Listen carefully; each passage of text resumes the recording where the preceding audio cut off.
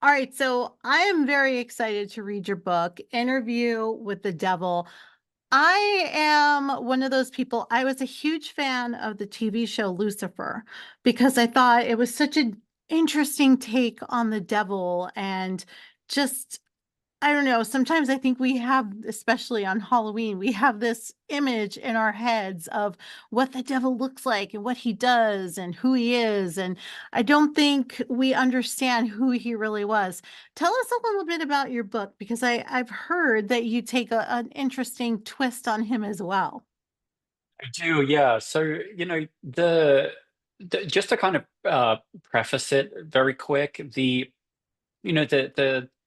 I'm a huge horror buff, and one thing I really wanted to do with this book was to give horror fans something they just haven't really read before, and also, take them on a journey that would really blow their mind and deliver an ending that, as horror fans, we always want but never really get, right? So in like possession stories or the haunted house, everyone's fine at the end. It's the Mhm. happy ending. So I really wanted to deliver something different. And, in doing that, I wanted to understand, the devil more myself.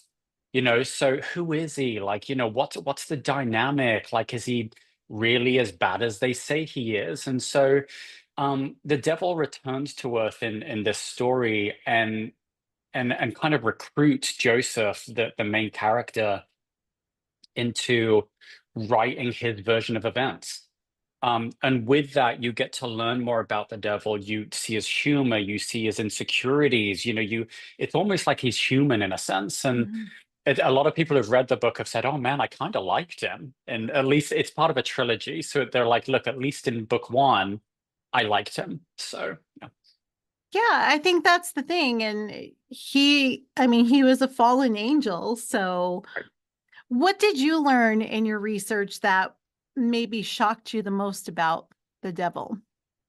Well, it's funny because I spent a year interviewing members of the Satanic Church. Oh. So I went What deep was to, that like? Oh well, my gosh. it was a little wild because, I went in, I was like, all right, when are we killing the goat? And they're like, get out. It's like, it's not like that. So it was very, I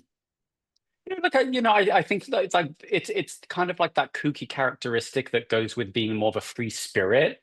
But it was very much just, I think what was the most surprising thing, and this is, the world over, the Satanic Temple, how people came, what they come to worship or believe, is that it's just do unto others as you want done to yourself.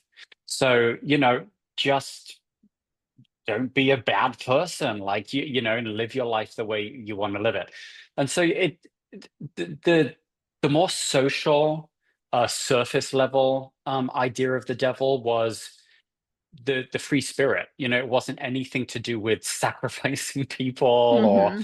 killing people or anything like that. It's like um but on the historical side of it, and I weave some of these accuracies into the story, it was more about the fallen angel and the demons that might play alongside him, or why he became the fallen angel.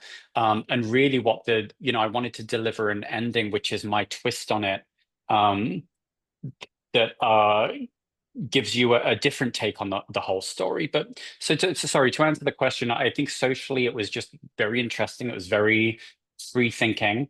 Um, and then, yeah, just the historical accuracies were really interesting too. Like, he's a misunderstood person, Yeah. being. Yeah. Why? I mean, I don't know. It's just so interesting to me why we can't.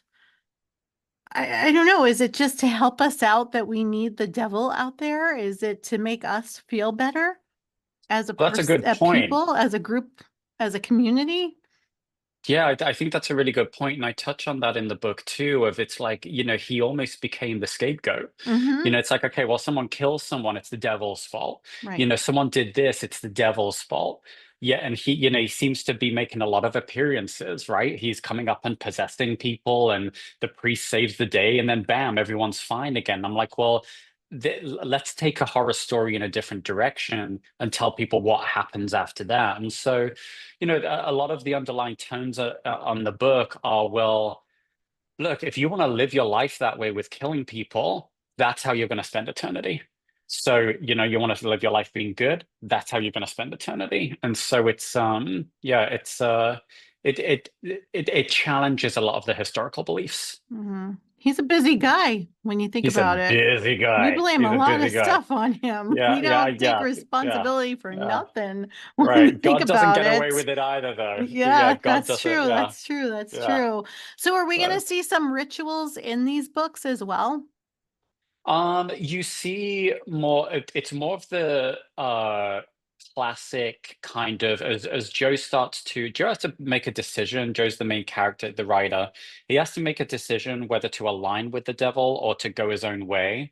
And during that alignment, especially the whole trilogy is released, and in book two, you see a lot of things like resurrections, Joe going to hell and back, experiencing what people think hell feels like, facing his own demons. And then the ritual side, you know, whenever something kind of like a new trend or something comes up, people have their own take on it, right? Mhm. So, the devil's return to Earth and the whole globe knows about it. So then there's people who come out and go, well, yeah, the devil's come back. I'm going to start killing people and doing sacrifices. And that is referenced in the book. Um, and so, yeah, we touch on it. What made you decide to do a trilogy? I actually, so I've been writing the book over the course of a couple of years, and I actually wrote it from start to finish, but it was just so big Oh, that, it was kind of like Stephen King's It, oh, or, War and Peace. I mean, this thing was thick. And I thought, and then the more and more I wrote it, I was like, oh, well, I'm falling in love with these characters. I really want to build a universe out of this. yeah. So I split the book up into three parts. And then I released the first one and then went back and just edited the other two, which is why I was able to like knock them all out in 1 year. Mhm. So that was really why. So, how hard is it to let go of the characters once the book is finished? Because I know as a reader, I will spend weeks after I'm done with a really good book still thinking, okay, what are they doing now? Because I try to like put myself like almost like I'm a silent character in the movie Yeah. or in the book rather. How hard is it to let it go? What do you have to do after you're done with that the end? I think it's funny because I modeled Joe a lot on myself. Like, I grew up in a religious kind of family, Mhm. and kind of battled against it, and just the love, the loss, so I feel like Joe is always with me.